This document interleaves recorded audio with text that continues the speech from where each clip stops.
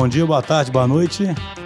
Pessoal, nós temos uma novidade agora, um canal no WhatsApp para a gente possa receber mensagem de vocês. Se forem mensagens de áudio, a gente vai tocar essas mensagens aí no programa, vai ser super legal.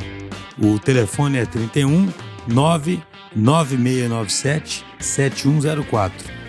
Repetindo, 31 99697 7104. A gente tem um e-mail também, osagilistas@dtidigital.com.br. Participem! Vamos começar aqui mais um episódio dos Agilistas. Hoje a gente está com alguns convidados bem especiais. A gente trouxe um pessoal da Localiza, de uma área que tem uma experiência muito significativa na aplicação dos princípios do agilismo. Então vai ser muito interessante ouvir um pouquinho das histórias que eles podem contar aqui para a gente, porque o nosso podcast sempre tenta mirar nessa transformação nas grandes organizações, e essa área realmente é uma área extremamente relevante para a Localiza e que avança muito rápido, né? Queria apresentar o pessoal aqui, na verdade, né? Queria que cada um se apresentasse. Estamos aqui com o Rodrigo Bastos. Tudo bom, Rodrigo? Tudo bom, Xusto? Se apresente aí, por favor, Rodrigo. Bom, eu tenho aí 7 anos de Localiza, né? Há coisa de 2, 3 anos atrás, nós recebemos o desafio de estruturar uma nova forma de pensar, uma nova forma de trabalhar, que culminou nessa área de rideshare. Hoje eu lidero o time de rideshare, né? Junto com novos projetos, junto com aluguel mensal e aluguel de longa duração. E a gente aí tem realmente muita coisa para a gente trocar de ideia, muita coisa para a gente conversar ao longo desse momento de hoje. Bacana, estamos também com a Mariana. Tudo bom, Mariana? Oi, tudo bem? Bom, meu nome é Mariana, estou na Localiza há 1 ano, muito pouco, mas parecem que tem 200. Hoje eu sou coordenadora de produtos lá do Raid, lidero o time de negócio. Estamos aqui com o João. É João de quê, cara? João Gabriel. João Gabriel, tudo bom, João? Tudo bem, Xusta? Você é presente aí também. Bom dia, boa tarde, boa noite, né? Eu sou o João Gabriel, eu tô na Localiza há 2 anos e 6 meses, né? Tô com o Rodrigo lá desde que a gente começou nesse desafio do ride sharing e agora mais recentemente também com outros produtos. Hoje eu trabalho com os times de desenvolvimento, com a parte de produto digital, de lançamento de novas coisas, trazendo muita novidade aí para os nossos clientes. Na verdade, esse moço chegou lá tímido e dividia até mesa comigo. A gente dividia a mesma mesa, quase o mesmo computador. Era tímido, hoje... Perdeu a timidez total? Verdade, a gente começou, né, Rodrigo? O Rodrigo lembrou muito bem. Lá em 2017, eu e o Rodrigo dividindo a mesa dele, no caso, não tínhamos nem cadeira.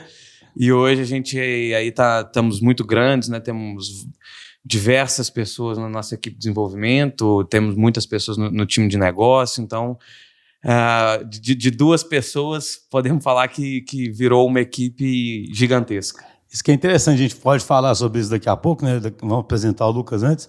É tipo um empreendimento dentro de uma grande empresa, né? Mas só apresentar o Lucas é sócio aqui, fundador da DTI também, mas se apresente, Lucas, é a primeira participação sua, né, no podcast. É verdade, achei que o Justo não ia me chamar nunca, né? Bom, eu fico, né, realmente dedicado aí à Localiza, né? Quase 10 anos aí de DTI e 10 anos de dedicação à Localiza, né? E sem dúvida, né, esses últimos 3 anos foi quando a gente pôde participar aí da maior transformação dentro da Localiza, né? Acho que participar dessa equipe do ride sharing aí sempre foi um orgulho, um prazer muito grande para mim individualmente, mas principalmente de compartilhar os resultados, né, que essa equipe tem alcançado aí. Então, acho que a gente vai falar um pouco sobre isso hoje, né, sobre os desafios e sobre as experiências que a gente tem dentro da equipe, da tribo, do ride sharing, vamos dizer assim. E o Lucas é o nosso grande psicólogo também, né? Ele escuta todas as reclamações de todo mundo. Acho que o Lucas já tá com a barba meio de Freud ali, né? Então... Deve ser por isso dos cabelos brancos. O Lucas é um gigante dentro do rideshare, né? Porque acho que lá atrás, principalmente quando a gente começou esse processo, o Lucas foi a pessoa que sempre nos lembrou dos princípios ágeis, né? Trouxe para a gente como a gente ajudar a gente a mudar o modelo de trabalho, modelo de pensar, de pensar no desenvolvimento de produto. Então acho que o Lucas sem dúvida nenhuma foi um dos nortes aí para que a gente conseguisse fazer essa transformação que estamos realizando. O Lucas faz um papel que, assim, me perguntava, Rodrigo, os gerentes de projetos, os Scrum Masters, eles vão morrer? Eu falei assim, não, o Scrum Master, os gerentes de projeto dentro do pensamento ágil, eles são importantes porque algumas pessoas, elas têm que ter a técnica, a coragem, né, para poder falar algumas verdades no momento certo. Quando nós iniciamos essa ideia lá atrás e que a gente ainda era analógico, a gente ainda pensava em projeto, a gente ainda pensava em escopo de projeto, né, em budget fechado, em tempo fechado, em filtros de entrega, né, eu tinha que encontrar um gerente de projeto que tivesse a coragem de falar comigo assim, Rodrigo, você está errado. Vamos pensar de outra forma? E o Lucas foi escolhido na época por causa disso, porque ele teve a coragem de falar assim, você está errado, vamos pensar diferente. Você sabe que tem um episódio do podcast que chama... É bem provocador, porque ele fala isso, né? O gerente morreu, o gerente de projetos vai morrer, e a gente fala que muda, né, os skills. Mas, Rodrigo, só para a gente poder entrar bem no tema, eu queria perguntar o seguinte. Primeiro, você só explicar brevemente o que é o ride sharing, porque pode ter gente que não sabe. E segundo, da sua perspectiva, que é bem negócio e estratégia, eu acho bem interessante, assim, o que você viu acontecendo de diferente nesses anos todos, sabe? Hoje você está totalmente familiarizado com uma nova forma de fazer, né? Mas como é que isso foi acontecendo? O que mudou essencialmente na sua visão? Como alguém que chega de negócio, sabe? Né? Juntando transformação digital com transformação ágil, sabe? Na sua perspectiva. Mas antes, explica o que é o ride sharing brevemente aí, porque tem gente aí que pode não saber, né? Tá falando área de quê, né? Na Localiza tem gente que não sabe, imagina aí fora. O mundo mudou rápido, né? Se você parar para pensar, a questão da economia compartilhada e da mobilidade compartilhada, ela nasceu em 2007, né, quando a Uber nasceu. No Brasil, ela nasceu em 2014, né, nas Olimpíadas, quando a Uber começou no Rio de Janeiro, a Uber Black lá. E a coisa foi assim, tão avassaladora no Brasil, né, dado as nossas dificuldades de transporte urbano, dado o baixo investimento do governo em transporte urbano, que foi abraçada pela sociedade, não só do ponto de vista nós, cidadãos, né, que encontramos ali uma forma de mobilidade barata, confortável, rápida, um sucesso. Como também trouxe para a gente uma oportunidade social, porque o Brasil ainda vive uma questão de crise econômica, uma crise política, econômica e financeira, e isso abriu espaço para mais de 1 milhão de pessoas, né, poderem ter uma condição de renda, seja ela uma renda adicional à sua renda tradicional, seja um trabalho que elas vão no dia a dia. Quando isso aconteceu, nasceu no Brasil, que existia no mundo, a questão do ride hailing, né, que é a questão do carro compartilhado, e nasceu junto disso o ride sharing também, né, que é a questão de você poder chamar alguém para poder te levar para algum outro lugar. E isso aconteceu. O mercado demandou isso, né? Veio aquele tsunami, não foi nenhuma onda de negócio, veio um tsunami. E a Localiza, como uma consolidadora de mercado de mobilidade no Brasil, como uma empresa que se propõe a mudar a mobilidade no Brasil, começou a ver essa mudança do mercado e começou lá atrás a estudar isso. Então, o Ride Sharing nasceu no Brasil desta forma e o Ride Sharing na Localiza nasceu, né, enquanto uma empresa de vanguarda, que sempre foi uma empresa de vanguarda, desde a sua fundação, há 43 anos atrás, enxergando a oportunidade de negócio que trouxesse valor para o seu principal stakeholder, que é o cliente, né, se propôs a estruturar pessoas, não foi nenhuma área, foi estruturar pessoas para pensar, para estudar, para ver se aquilo entregava valor para os funcionários, para ver se aquilo entregava valor para os diversos stakeholders, clientes, acionistas. E nasceu assim, né? Ride Hailing, Ride Sharing na Localiza nasceu como a Localiza entendendo que aquilo era uma oportunidade para o mercado, uma oportunidade para os clientes, uma oportunidade de negócio. Uhum. E como é que por que isso puxou tanto essa transformação ágil aí, né? Como é que foi a sua como você e o João estão aí desde o comecinho, né? Como é que foi essa história? Bom, quando a gente começou esse negócio, né, eu vou falar que eu não entendia nada do que eu estava fazendo.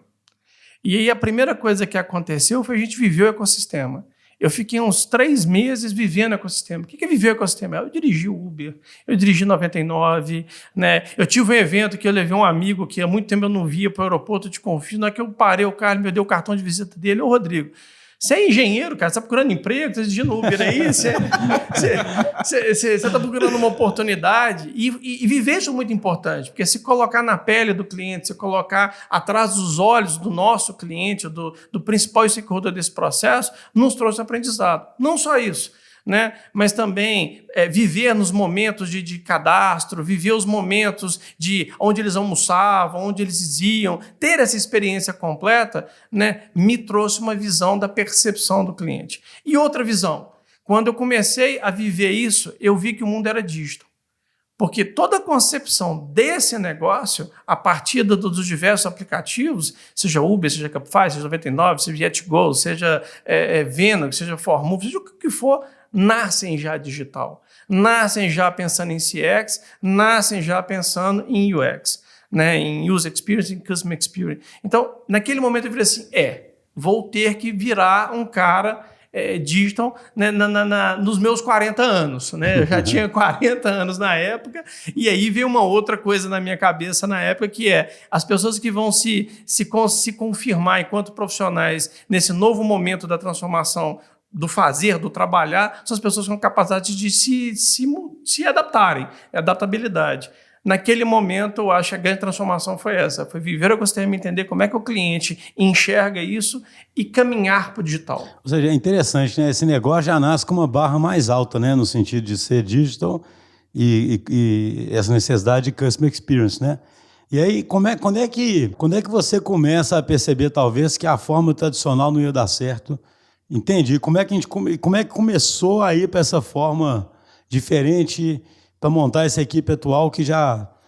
o que eu fico brincando é igual quem entra na DTI, né? As pessoas que já entram aqui, já trabalham desse jeito, eles nem conseguem imaginar que tem outro jeito de trabalhar, sabe? Aqui entra muita gente nova, né? Cara, eu fico sempre brincando aqui que a gente erra, é mais fácil. Se você pedir um plano aqui para alguém de longo prazo, o cara nem sabe o que ele faz, sabe? Porque ninguém sabe fazer Gantt chart aqui, né? Claro. Então o cara não imagina que tem outro mundo. Como é que foi essa virada? Porque a grande questão de todo mundo é isso, cara, como é que começa essa virada? No caso seu, parece que teve um imperativo do mercado que fez vocês terem que virar. Mas tem muita empresa que vai ter esse imperativo e vai morrer na praia, sabe? Então, assim, o que aconteceu, né? A Localiza teve a habilidade, e tem a habilidade, né, de transformar uma estrutura interna de uma empresa tradicional em uma startup. Por que ela fez criou essa unidade dentro da empresa como uma startup, uma unidade capaz de aprender o tempo inteiro e reaprender o tempo inteiro? Se você volta 3 anos atrás, nós estamos hoje em 2019, né? Você volta 3 anos atrás, aí você está praticamente na cara do gol do lançamento da Uber no Brasil. Né? Você volta aí dos de 2016, por exemplo, 2 anos de Uber no Brasil já com sucesso que era. E na hora que você olha o que foi lançado em 2014, porque tinha em 2016, você tinha pelo menos uns 10, 12 dúzias de relançamentos ao redor do próprio produto, porque o produto não era mais um lançamento, o produto era algo que era um organismo vivo. Né? O rideshare no Brasil virou um organismo vivo. Ele aprendia a se reprogramar o tempo inteiro a partir dos inputs dos seus clientes, a partir do input da sociedade. Então não tinha verdade universal que durava 1 ano. Como é que você planejava e botava um projeto na mesa com filtros bem delineadas, tudo num projeto tradicional bem formatado, botando dentro do MS Project, né, com perto de CPM bem definido, igual era nos projetos antigos? Se ali há 3 meses a coisa poderia mudar, e mudava radicalmente. Quando a gente entendeu isso, a gente entendeu o seguinte, né, a metodologia tradicional, né, a metodologia ali clássica de desenvolvimento de produto, mudou. Uhum. O papo quase fala assim, morreu. Mudou. E quando isso aconteceu, a gente tentou buscar novas metodologias. Né? A gente encontrou caminhos, encontrou na parceria, inclusive com a DTI, né, um bom caminho para a gente falar assim, e aí, vamos estudar, vamos ver o que é possível fazer? E aí, quando a gente encontrou dentro do modo de pensar ágil, uma forma de desenvolver aquilo, que basicamente passava pelo quê? Passava pelo uma fortaleza da Localiza, que é a visão de cliente, que é o tripé cliente, a Customer Experience e User Experience, né? Olhar para o cliente o tempo inteiro, né? Olhar para nossas capacidades internas, gente que inspira e transforma, como fazer aquilo acontecer, né? E não perder a visão do que é o outro pilar da Localiza, que é resultados que é extraordinários. Né? Então, quando a gente viu que a metodologia ágil, que o modo de pensar ágil poderia promover aquilo, nós mudamos. A forma mudou, o jeito mudou, e foi muito natural. Foi uma coisa assim que simplesmente aconteceu porque era muito aderente. Então, aí pegando cronologicamente, é que o João entrou nesse comecinho aí, né, João? Como é que foi como é que você observou isso da sua mesa dividida ali com Bastos? Não, então, Júlio, foi muito legal, porque acho que pra gente foi uma coisa meio que sem ver, né? O Rodrigo, ele comentou muito bem sobre como ele percebeu isso, ele já tinha mais tempo de companhia, mas pra mim foi uma coisa praticamente natural. porque eu sou engenheiro de produção, na época ainda estava na faculdade, não sabia nada de metodologia ágil, toda a minha formação muito voltada para negócio, né? Até hoje eu estou muito mais com tecnologia por conta dessa experiência. O apelido dele era estagiário de luxo. Então Gerente dos Então eu ainda como estagiário, para mim, eu cheguei num cenário totalmente diferente e acho que o Rodrigo já tinha entendido isso muito bem, né? Que o que a gente fazia, e eu nem sabia o que era isso, não funcionaria. Então, ainda sem saber o que era isso, a gente passou a gente foi descobrir depois, né? Mas a gente saiu para a rua para conversar com o cliente, entrevistar cliente, fazer um processo de um design thinking, um design de negócios, né? Sem saber, sem estar abraçado à metodologia, você acha que sem nem saber o que era isso. E à medida que a gente foi entendendo cada vez mais que tudo que a gente lançava, qualquer coisa que a gente fizesse, tinha que ter uma capacidade de resposta muito rápida à necessidade do cliente, a gente buscou ajuda e aí foi onde o Lucas entrou com um papel muito importante para conseguir trazer um pouquinho de... vamos dizer, não da teoria, né, mas trazer um pouquinho de metodologia, um pouquinho de conceitos mais fortes para a gente guiar o caminho e não fazer única e exclusivamente de uma maneira mais instintiva e de acordo só com, obviamente, a necessidade do cliente vai ser sempre o norte, mas tendo uma base de para onde a gente estava caminhando e onde a gente queria chegar. Acho que foi isso que foi muito importante, foi quando a gente conseguiu sair daquela fase de simplesmente... responder ao cliente, mas também fazer isso tendo o objetivo de qual a transformação que nós queremos ter para esse produto, para os nossos clientes e para a localização. Então, mas não foi, mas o começo foi um pouco mais turbulento, não assim? Sem dúvida, Né? sem dúvida. Eu acho que assim, o Basso comentou bem, né, assim, da coragem da Localiza de inovar. E acho que você capturou o cenário de forma interessante, que a gente fala isso muito nas nossas reuniões lá com a diretoria, que a barra aqui é altíssima, né? Não tem barra mais alta lá do que essa, então não adianta a gente fazer muito bem, né? A gente sempre foi muito pressionado por, até como a Localiza própria fala, né, o tal dos resultados extraordinários, né? Aqui mais do que nunca isso é verdade, né? Isso não é uma coisa escrita na parede. O ride-sharing sempre foi demandado por resultados extraordinários e graças a Deus sempre respondeu assim. Mas aquela questão dos princípios da startup que o Basso comentou, o que eu acho que o primeiro passo que a Localiza deu foi em cima da força dela. Qual que é a maior força da Localiza, cara? É sempre colocar o cliente em primeiro lugar. Né? E isso é um princípio ágil, vamos dizer assim, muito importante. Não adianta você conceber uma solução da cabeça, né? Então, a partir da demanda do mercado, a demanda do só um cliente... comentário breve, num dos primeiros episódios nossos, fala sobre as leis do agilismo, uma das leis é ser customer centric. Exatamente. E acho que tá no manifesto, né, Schuster? Tá no manifesto. Então. Exatamente. A partir dessa força que eu acho que começou, né? Acho que esse foi o primeiro passo de transformação, né? Como o Basso comentou, da Localiza olhando para fora e buscando isso. E aí a gente foi somando, né? Outras coisas que a empresa talvez não tivesse de forma tão forte, né? Então, a gente começou a questionar muito no início, né? Cara, e esse escopo fechado aqui, né? O que dá para a gente flexibilizar? E nem tudo são flores. A gente sabe que a gente começou, a primeira entrega dessa equipe aqui ainda foi muito engessado. E com o tempo a gente foi conquistando isso, né? De cada vez e mostrando para a empresa que era possível gerar mais valor com menos escopo fechado, né? Mas com mais diretrizes de negócio e KPIs, né? De negócio mesmo, né? Que hoje para nós é natural, né? A gente só fala em KPI, em como é que a gente reporta para a empresa em termos de valor, de objetivo de negócio, mas até um tempo atrás a gente tinha uma feature já atrelada, né? A gente participava de reuniões tendo que mostrar features para diretores. Quem vê nas reuniões hoje que o diretor é o último a saber, o diretor fala executivo da empresa, né? Ele é o último a saber ali do produto, ele quer saber o resultado. A gente tem que mostrar para ele que os indicadores de negócio estão evoluindo, né? E essa autonomia que hoje é grande, ela não existia no início. Então, mas é uma autonomia baseada dentro do que é proposto de geração de valor, nos pilares da companhia. Né? E o que é importante nesse processo também é que eu não reputo a mudança de analógico para digital, de modelos clássicos de projeto para modelo para metodologia ou para pensamento ágil, a uma mudança técnica. É uma mudança de mindset.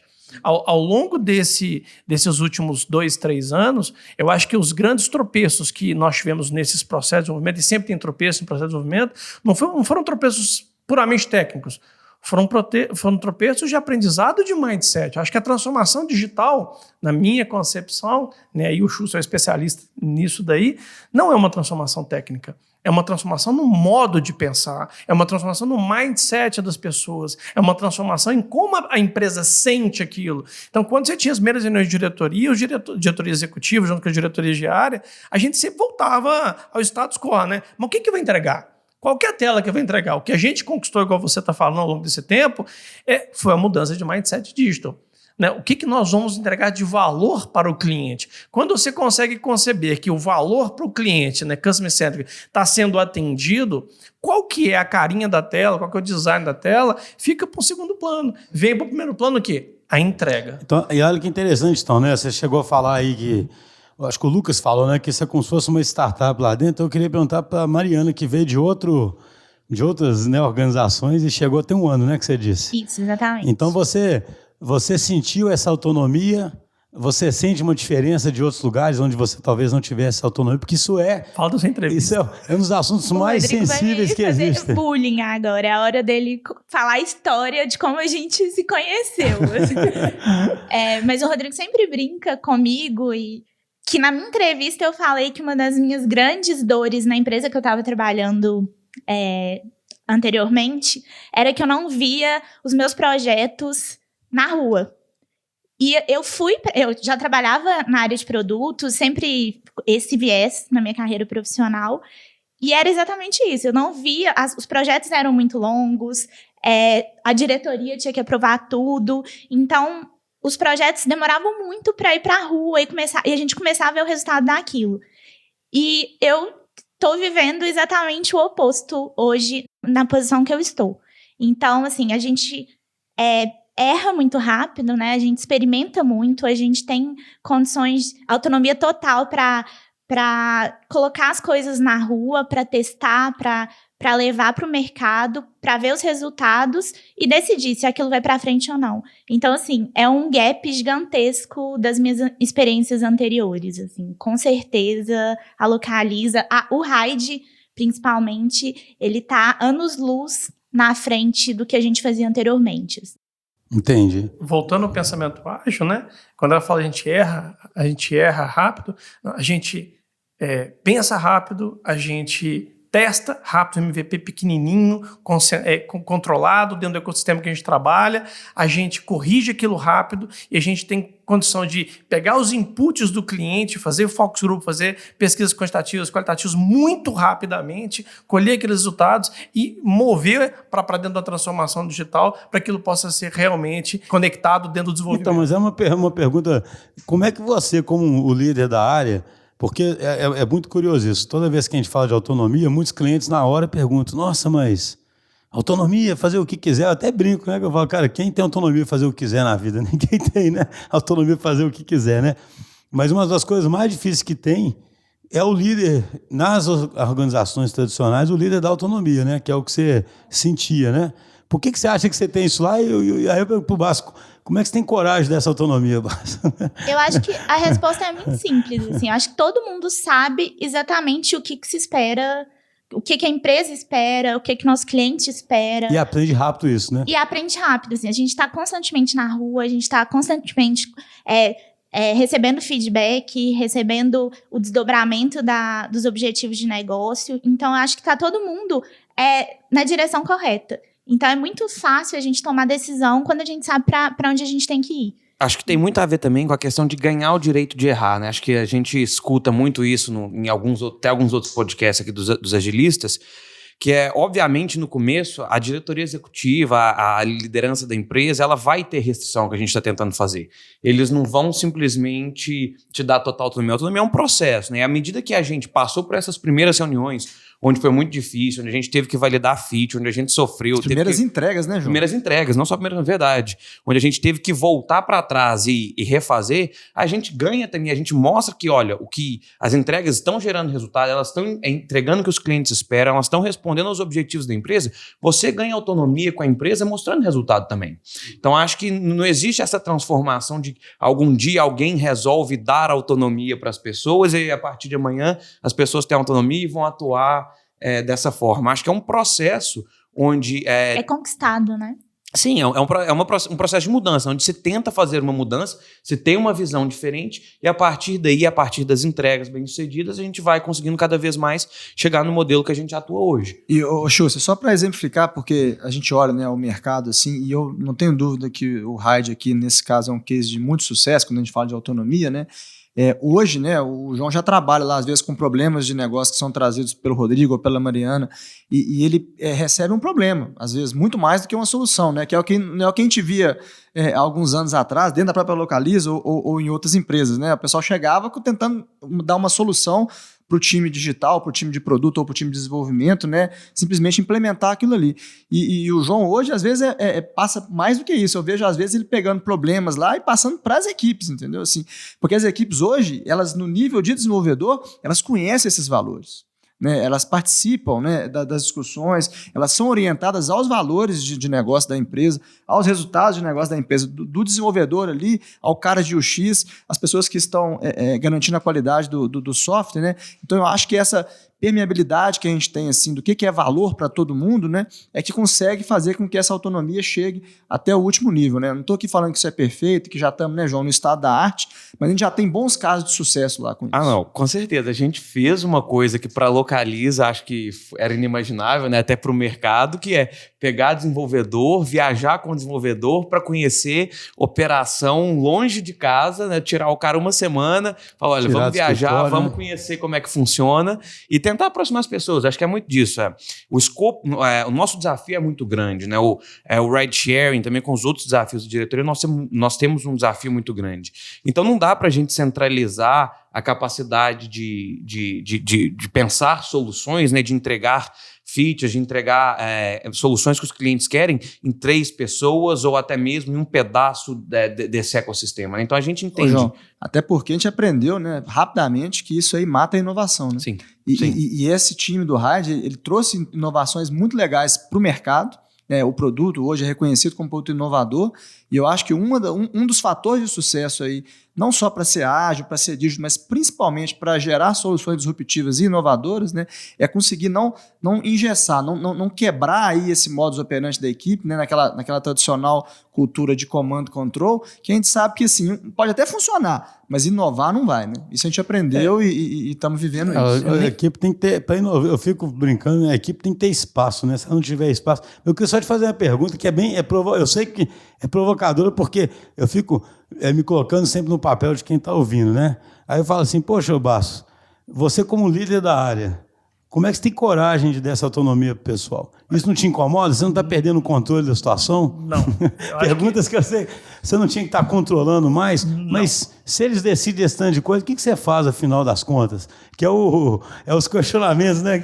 Acho que a primeira brincadeira, que não é uma brincadeira, né? Eu não atrapalho.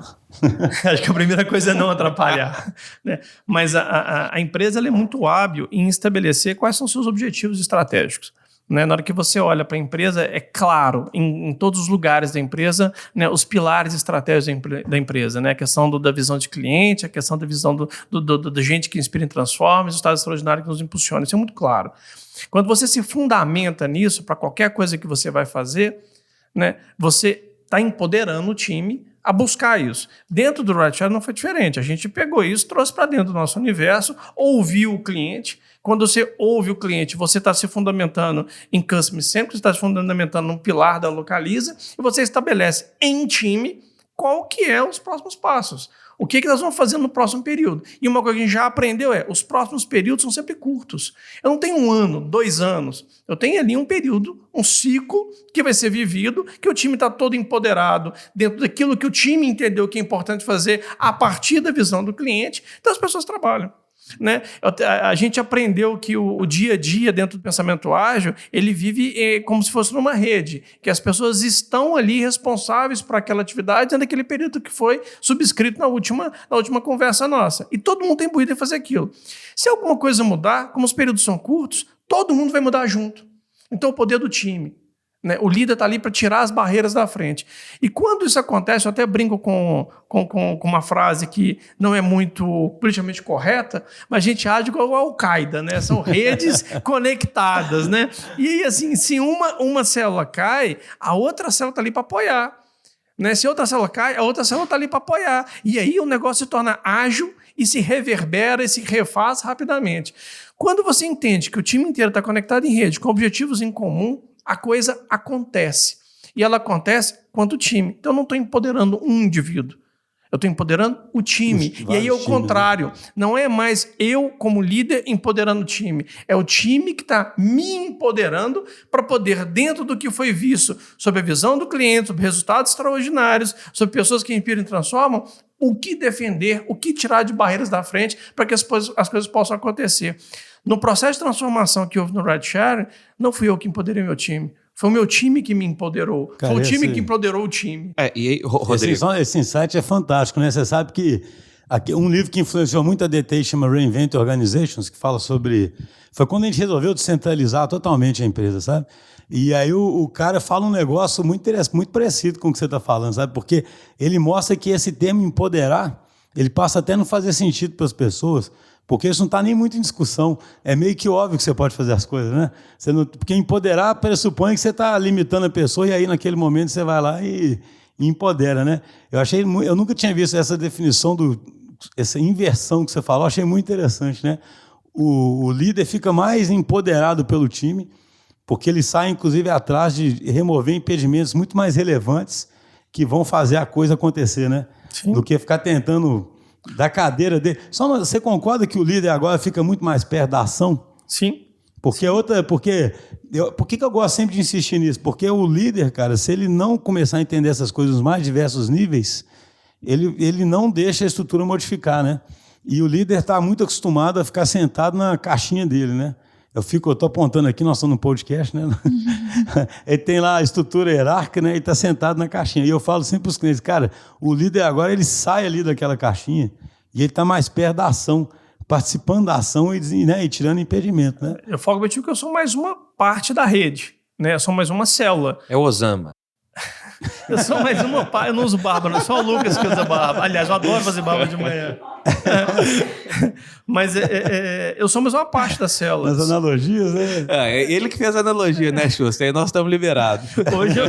Hoje eu tenho a tranquilidade de que ao longo do que foi decidido pelo time, as coisas acontecem. O pessoal me perguntou, qual que é a bala de prata? Não tem bala de prata. Rodrigo, qual que é o grande entrega do time Rideshare? Não tem a grande entrega do time Rideshare. O que é bacana é que você não consegue separar assim, nossa, isso aqui foi fantástico, isso aqui não foi. Não, é o conjunto da obra. O conjunto da obra faz isso acontecer. Obviamente, uma empresa igual a Localiza tem seus rituais de controle, né? Seus rituais de governança, nem controle de governança. A gente tem as reuniões que eu tenho que apresentar resultado, a gente tem que prestar contas, tem que acontecer tudo isso. Mas isso está desconectado do dia a dia. Isso é parte da obrigação do líder em mostrar resultado para a companhia, né? E é parte daquela unidade da célula em garantir que as coisas têm governança, em garantir que o dinheiro dos acionistas, em garantir que todo o processo está acontecendo de forma correta, dentro de regras de governança e compliance. Regras de governança e compliance, elas não impedem o desenvolvimento. O que impede o desenvolvimento e inovação é o mindset. É como você vai lidar com isso no dia a dia. Ficar usando isso como muleta muitas vezes. Exatamente. Né? Você ia falar aquela, João, desculpa, eu te entendi. Não, sem problema. Eu ia comentar, o Rodrigo falou muito bem sobre essa questão que a Localiza tem muita facilidade em definir os objetivos, entender o que é importante para ela. E acho que isso também tem muito a ver com a facilidade que esse time desenvolveu em conseguir trabalhar de uma maneira diferente. Tem até aquela história, né? Quando você solta um cara com liberdade no meio do nada, no espaço que ele não conhece, a tendência de muitas pessoas é ficar parado. E acho que o que facilita muito a atuação do time é que o time conhece muito bem quais são os valores da Localiza, quais são os nossos princípios éticos, o que a gente quer atingir enquanto negócio. A visão ela é transmitida muito bem para toda a equipe. Então acho que isso facilita muito, porque quando você dá autonomia com um time que tem, mas você também dá direção, aí eu acho que é onde realmente a gente vê as coisas interessantes acontecendo, que você vê as pessoas somando na mesma direção. E isso a Localiza faz com principalmente no Rideshare, faz com maestria. E o que é bacana é o seguinte, quando o João por algum motivo dá uma cochilada, a Mariana vai lá e cutuca o João.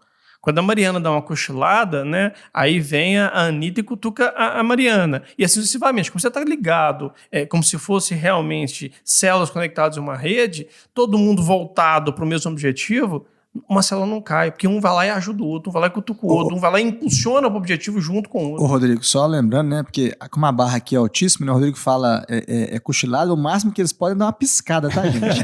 Quem me dera se esses dois aqui pudessem cochilar, porque a pressão é tão grande, né? A exigência é tão grande que eu duvido que eles... Não são... Exatamente. Mas eu queria comentar um outro exemplo aqui, né? Recente, né, João? Ontem nós vivenciamos isso, então acho que está bem fresco aqui. Como é que a equipe hoje tem essa característica, né, de autonomia. A gente estava vindo com um problema aí, né, temos uma entrega para fazer, identificamos um gap na equipe, né, cara, nossa equipe tem um gap aqui funcional. Uma capability mesmo, né? Exatamente, a gente não vai ter um desafio para poder entregar. Aí o João discutiu um pouco e tal, trocamos umas ideias aí, né, João, um pouco acirradas, mas, cara, vamos chamar o time, né? Chamamos o time para conversar e tal, trocamos 2, 3 palavras, nós voltamos lá de noite, né? Tava lá todo mundo já organizado e a coisa andando, como fosse transparente. Tradicionalmente, cara. Como é que seria não, isso? Exatamente, assim, acho que né, foi muito legal, né, João? Eu fiquei muito feliz ontem à noite quando a gente voltou lá e o time tava assim, todo empenhado. E aí você falava assim, cara, nós até assim, pô, se a gente tivesse talvez nem sofrido com isso 2 dias, né? Porque nós ficamos 2 dias sofrendo, que para nós já é muito, porque nós somos, né, realmente tem uma cobrança muito alta, mas talvez com 1 dia já matasse o problema, né? É sensacional de ver, assim, quando a gente olhava lá para trás, né, a dificuldade que era para gerar tração. Acho que a grande dificuldade de qualquer projeto, principalmente no modelo mais tradicional, é tirar da inércia, né? Sim. E hoje você vê que com 2 palavras o time já se engaja, o time abraça o problema e o desafio. Então, mas, João, sabe o que eu acho legal, só? Esse exemplo que vocês deram para mim, a gente às vezes fala que a estrutura tem que ser mais orgânica e parece uma metáfora forçada, né? Alguém fala, o que significa isso? Cara, hoje cada vez eu enxergo mais isso, né? Porque o orgânico é aquele negócio que se adapta rapidamente, né? Numa estrutura mecânica rígida, cara, não há permissão para essa adaptação, porque já foi definido o papel, já foi definido a caixinha, já então tem que ir para um comitê, alguém tem que aprovar, alguém tem que deixar acontecer aquilo. Numa estrutura orgânica, onde você tem mais ambiguidade, né, aquilo que a gente já conversou tanto, né, você tem mais espaço, mais ambiguidade, de repente, na hora que você se defronta com alguma coisa que você não esperava, você rapidamente se adapta, né, cara? Acho que isso é um jeito de quem não entende entender bem o que significa esse orgânico, né? A estrutura mecanicista, alguém já achou que já previu exatamente o que precisava. E isso agora, uma falta de capability nessa altura do campeonato, o primeiro passo é você matar alguém primeiro, que não planejou aquilo ali. Exatamente. Sabe? A primeira coisa é quem não planejou isso. E aí alguém revê um plano todinho e para depois, né, fazer. Enquanto isso, vocês já mudaram, já estão entregando. Né? A primeira coisa é achar. Esse exemplo que você trouxe é sensacional, porque o ser orgânico é isso, né, cara? A primeira coisa na estrutura mais mecanicista é achar o culpado, né? E a segunda é medir o atraso. Acho que no projeto na estrutura mais rígida, essas seriam as 2 primeiras ações. Lá acho que foi o contrário, né? Justamente, ninguém pergunta o que aconteceu, por que deu problema, vamos partir para a solução. É muito legal. Agora, eu queria que a Mariana falasse um negócio que a gente conversou antes aqui. Você também trabalha um pouco no mundo analógico, né? Totalmente. Totalmente no mundo analógico, né? Como é que é isso, né? Porque, assim, em geral, as grandes empresas têm muita dificuldade em fazer MVP. MVP é o termo mais mal usado do universo, né? Porque, assim, o MVP vira um monstrengo lá, um trombolho, né? Ou então tem empresas que, sei lá, botam o 50º MVP em produção, sabe? Ainda é MVP, né? Mas, enfim, se você no analógico consegue fazer MVP, isso prova que por trás do MVP está um conceito muito forte de experimentação, né? Com certeza. O que você nos conta sobre isso? Eu acho que o mais importante é dizer, assim, que a gente tem todo o time digital, um produto digital super sólido, mas a Localiza entrega um serviço que é analógico, né? Tem um carro no final do processo, tem não sei quantas centenas de agências espalhadas aí no Brasil inteiro, e assim, a principal interação que a empresa tem com o cliente é na ponta, né? E é no dia a dia ali daquele contrato. Então, a gente tem um processo de cobrança, um processo de assistência ao cliente, um processo de suporte ao cliente que é todo humano. O carro ainda não é autônomo, né? A gente precisa de uma pessoa dirigindo. Por enquanto. Ele tá lá. Por enquanto, espero que por muito tempo ainda. Então, assim, a gente tem... o nosso produto, ele tem toda essa tecnologia, essa casca digital, mas no fundo ele é totalmente analógico, assim. E a gente tem os problemas e a gente tem que criar soluções também para essa parte do produto, assim. E aí a gente consegue fazer isso muito rápido também, devido à autonomia, né? Então a gente consegue perceber rapidamente os problemas, onde que eles estão, e oportunidades também, né? Então, eu quero estimular a demanda em determinado lugar, ou eu quero melhorar algum KPI de negócio em alguma região, eu consigo colocar isso no ar, martelar lá, colocar 3 argentinos para me ajudar, mas o negócio sai, assim. Então, a gente tem também essa agilidade para fazer no analógico, assim. Agilidade e autonomia. Então, acho que a gente consegue experimentar também aí, né? Eu acho isso sensacional, né? Porque a gente tem questionamento, a maior coisa que existe é o cliente falar assim, não dá para fazer um MVP digital, né, cara? Ou seja, você consegue fazer testes, né? Não, e aí a gente faz o teste e se aquele negócio dá um resultado legal, a gente procura uma solução um pouco mais inteligente, assim. Mas se não for legal, a gente não gastou aí os nossos recursos, não gastou a capacidade dos squads para colocar um negócio no ar que a gente fosse jogar mas sabe que eu fora. sempre falo isso, para mim parte de uma posição de humildade, né? Porque as pessoas são especialistas nos negócios e elas não querem reconhecer que elas têm que fazer um experimento, né? Porque assim, mas eu entendo esse negócio, eu não preciso experimentar. E a gente precisa, né? Eu falo assim... Exatamente, assim. A gente mexe no final com o cliente, com pessoas, né? Então, é muito fácil a gente assumir essa posição de experts naquele negócio e achar que tudo que a gente colocar no ar vai ser engolido pelo cliente. E aí, quando a gente experimenta, a gente chega à conclusão que não, que existem milhares de variáveis que a gente pode não ter olhado para elas naquele momento. Então, acho que essa humildade ela é extremamente importante dentro da equipe. Assim, a gente quer testar. Isso é legal demais. A gente teve no Agile Brasil, a gente conseguiu alguns keynotes falarem para o podcast, sabe? Aí o Alistair Coburn, que ele assinou o Manifesto Ágil, né? Ele fez a gente tem uns episódios pequenininhos agora que chama Enzimas, né? Aí ele fez um sobre o Heart of Agile, né? Que ele fala, que é tentando simplificar o Agile mais ainda. E uma coisa que ele fala é muito isso, né? Que você tem que, em inglês eles falam, né? Probe the world, né? Assim, você tem que encarar a realidade e experimentar, né? Probe, né? Você pegar uma amostragem ali, fazer um experimento e ver o que acontece, né? Que é o que vocês estão fazendo, né? E muitas vezes a solução nem é digital, pode ser uma melhoria, não tem uma apego, mudança né? A pequena. solução. Você quer pode ser uma pequena mudança, né? de processo que a gente já ganha assim, um benefício imenso. Eu nem final. sei se a palavra é analógico, né? Mas assim, o pensamento é digital. Quando você fala, que eu falei lá atrás, né? O mindset é outro. O mindset é um mindset com customer centric, o mindset vou entender realmente o cliente está percebendo isso. Até porque, voltando um pouco à fala sua aí atrás, e que eu vi na época do meu MBA na Dom Cabral, nós realmente vivemos um mundo VUCA. As coisas são extremamente voláteis, incertas, né, ambíguas, e não só o mercado é assim, as pessoas estão assim, porque as oportunidades de experimentação e de experiência diferentes são tão voláteis que as pessoas mudam a percepção delas, porque se elas gostam ou não daquela coisa da noite pro dia. Então, a certeza que você tinha 6 meses atrás ou 1 ano atrás, não é a mesma certeza de hoje. A coisa de 2 anos atrás, eu tinha 2 carros em casa, hoje eu não tenho nenhum. Então, mudou completamente o meu comportamento, o meu orçamento, a minha forma de me locomover, a minha relação com levar filho na escola. Então, essa incerteza, esse momento que nós estamos vivendo, né, esse cenário VUCA que nós estamos vivendo, nos impõe a necessidade de fazer o trabalho que a Mariana faz. Nos impõe a necessidade de fazer a migração do trabalho que a Mariana faz, seja para um processo novo, mas com pensamento e mindset ágil, ou seja, para um processo novo com investimento pesado em tecnologia.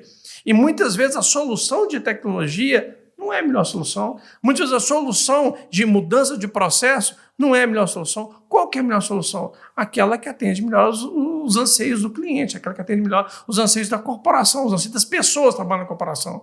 Quando você muda o seu conceito e imerge o time todo nessa nova forma de pensar, você consegue ter um bom cenário para fazer o que o Lucas falou. A gente tem aí um pensamento ágil, tem um mindset de mudança digital, né, e conseguir ter um propósito. Aí você não entrega mais tão somente KPIs, você entrega propósito. Mas você foi entrega esse- a proposta, tem um time. Não, excelente, porque a gente, infelizmente, tem que fechar. Sempre falo, a conversa está muito boa. Engraçado, eu ia fechar justamente assim. O que eu percebo? Eu tenho falado isso muito em alguns lugares também. Isso, para mim, que a gente vê aqui, cara, no time, é propósito na veia, sabe?